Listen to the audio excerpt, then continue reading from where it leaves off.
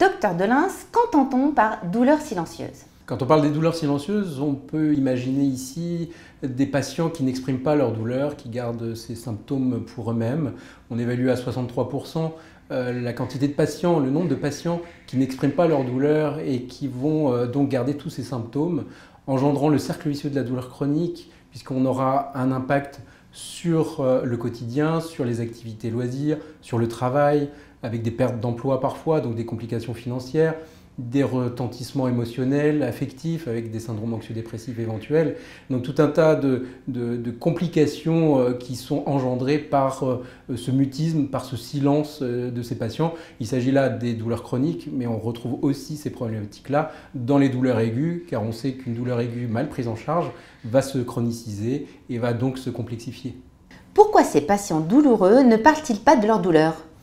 On a différents contextes pour expliquer le silence de ces patients, soit la peur d'être jugé, une sensation de culpabilité face à la persistance des douleurs, l'impression peut-être de renvoyer aux médecins ou aux soignants de façon plus globale leur impuissance dans la gestion de la douleur aiguë ou chronique.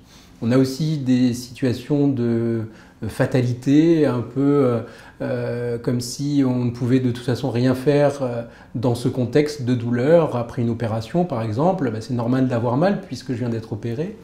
Ou dans des contextes peut-être de cancérologie où les patients décrivent des douleurs chroniques dans les suites de leur traitement avec ce sentiment de ne pas devoir se plaindre puisqu'on a déjà réussi à les guérir ou en tout cas à rallonger leur vie grâce au traitement adapté.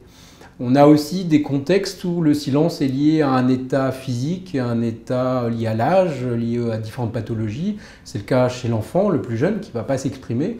Il va falloir donc décrypter son comportement pour comprendre s'il a ou pas des douleurs. Et il en est de même chez le patient âgé qui a des troubles de communication et qui va exprimer différemment ces douleurs, non pas par des mots, mais par des situations, des gestes, des comportements dans la vie quotidienne. Comment inciter ces patients à parler de leur douleur?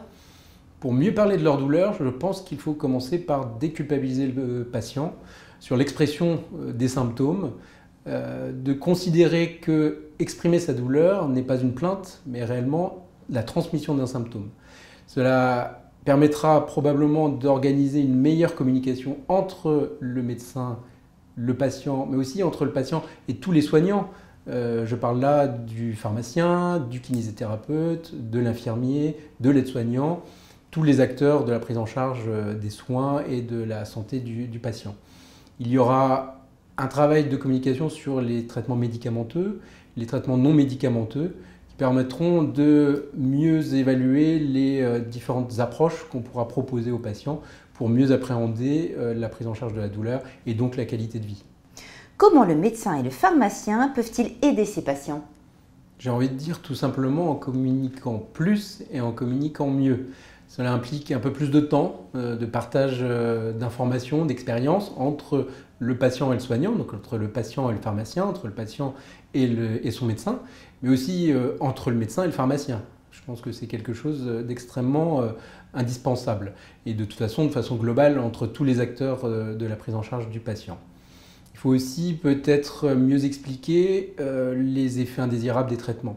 Parce qu'on voit qu'il y a des fausses croyances sur les médicaments, avec la peur de prendre certains médicaments, alors que cela pourrait être un traitement efficace, intéressant, pour au moins diminuer partiellement la douleur, et de mettre fin aussi à des croyances erronées, avec une peur inconsidérée de certains types de médicaments dont on parle beaucoup aujourd'hui, ou à l'inverse, des croyances trop positives sur l'efficacité de certains traitements.